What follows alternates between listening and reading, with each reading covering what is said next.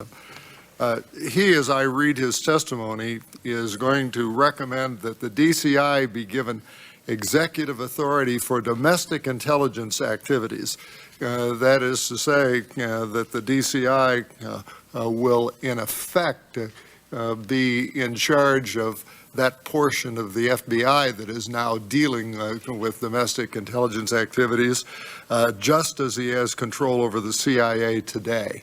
What is your reaction to that recommendation? My reaction is the DCI is a pretty busy man already. I would approach that with great caution.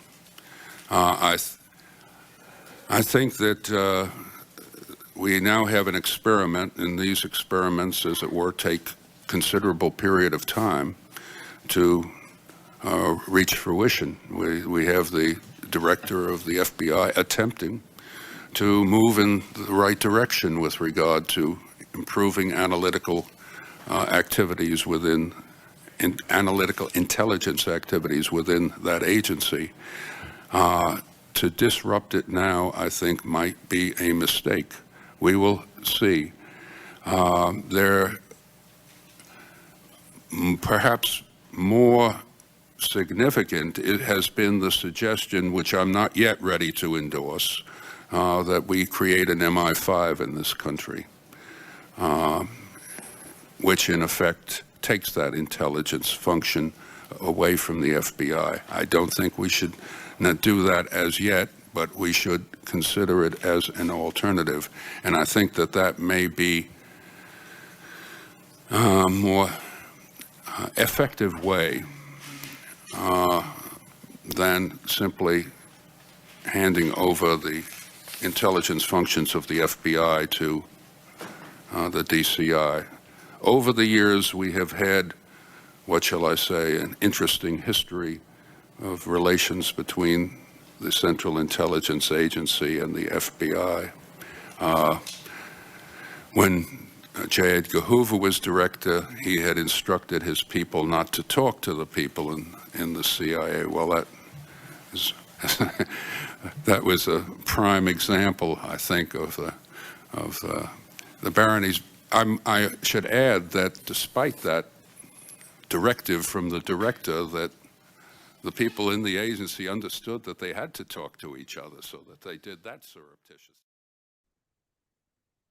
The office's Legat problem, which grew rapidly in the 1990s and remains relatively new, faces several additional problems. FBI agents reported to the joint inquiry that some offices were responsible for too large an area or for too many countries. As a result, they have little opportunity for the face-to-face meetings with foreign counterparts that are integral to establishing liaison relationships. In addition, legats have limited funding for interaction with foreign counterparts. One legat also noted that most FBI agents in the United States have little understanding of how the program works and therefore do not use it effectively.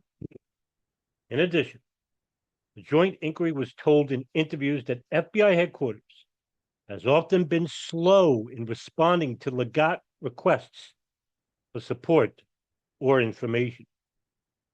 The FBI headquarters unit that supports the legat program appears to be understaffed, since it has the same number of staff to support 45 legat offices as it did when there were only 20 such offices. Joint Inquiry did not delve deeply into how liaison relationships changed after September 11 attacks. However, almost all interviews and testimony that dealt with this subject indicated that cooperation had improved dramatically, particularly in regards to Al-Qaeda. The immediacy and magnitude of the threat impressed governments worldwide. And in addition, increased U.S. attention to terrorism, increased pressure on other governments to cooperate, and the amount of shared intelligence reporting has greatly increased, as have other types of cooperation, even with some previously reluctant or hostile countries.